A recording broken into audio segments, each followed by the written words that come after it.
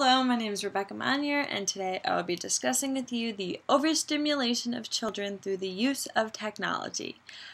I will be discussing 4 main points, which include the addiction, the social difficulties, the quality of life and learning abilities, and the parental reliance on this technology. So let's begin with the addiction. You feel it, I feel it. Most people with technology feel this withdrawal period from, say you're in class or you're at work or you're having a conversation with someone and your cell phone is tucked away nice and neat somewhere, and all you're thinking is, when do I get to look at my cell phone? I just want to look at my cell phone. I think it vibrated. What do I do? I just want to look. And this continues in your head. That's always in the back of your mind. And if we take this and we put it on the children that are growing up right now, these little kids, they become super reliant, and their quality of life is already ruined just from that moment that you sit them in front of the TV or hand them the cell phone in the grocery store, or you hand them an iPad because they want to play a bright and colorful and flashy game on it.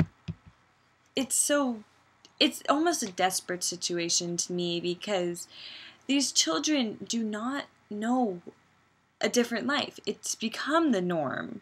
It's become the everyday thing that we do, and they become addicted. They have it attached to their hip, and they cry if they don't get it, or they're upset, or they beg one for Christmas.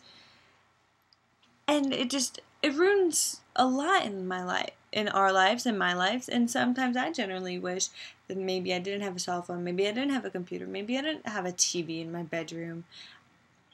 I try to avoid what I can, and I wish that other people would see just how desperate this is and just how much it ruins certain parts of your life.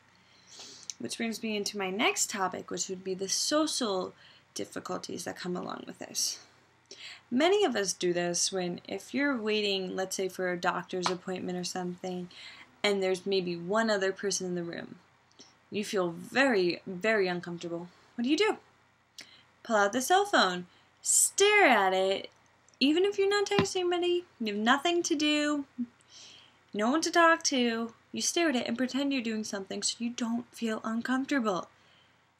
And this is coming from people who did not grow up with all this technology. Yes, we had computers and TVs, but we didn't have portable cell phones all the time. Yes, they existed, but not everybody was using one. They weren't the social norm at the time. There wasn't tablets to walk around everywhere. There wasn't touchscreen. There wasn't all these new advances that we've come up with in the past few years that children are now growing up with.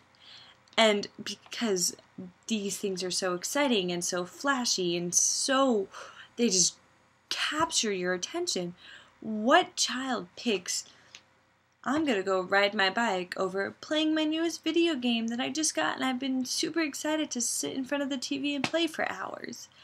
No kid picks it. It ruins their social lives because they don't see reality as exciting as the fantasy life. Which also takes me to the next topic, which would be the quality of life as well as learning difficulties. The quality of life is ruined. Learning is ruined because people say, oh, this new technology is supposed to help kids learn, and they have all these games. And yes, if a kid was sitting playing Sudoku or puzzles to help with logic at any time, it would be wonderful, and maybe the kid could play a spelling game, and they would be brilliant, and their mind would be developing just as well as it needs to be. But instead they're playing coloring games or killing games or just some random game that has no purpose. And it's ruining their quality of life. Instead of building upon themselves and creating this wonderful world for themselves and making themselves as intelligent as they possibly can be, they're sitting there and staring at the TV, playing video games, and it's, like I said, ruining the quality of life. It can lead to a lot of difficulties in life, which I don't see the reason to, because it can make kids lazy, which if you don't push them to go outside and push them to play with their friends, it hampers what life they will lead, because these actions now tend to follow yourself through the rest of your life until you decide you are going to make a change. And it's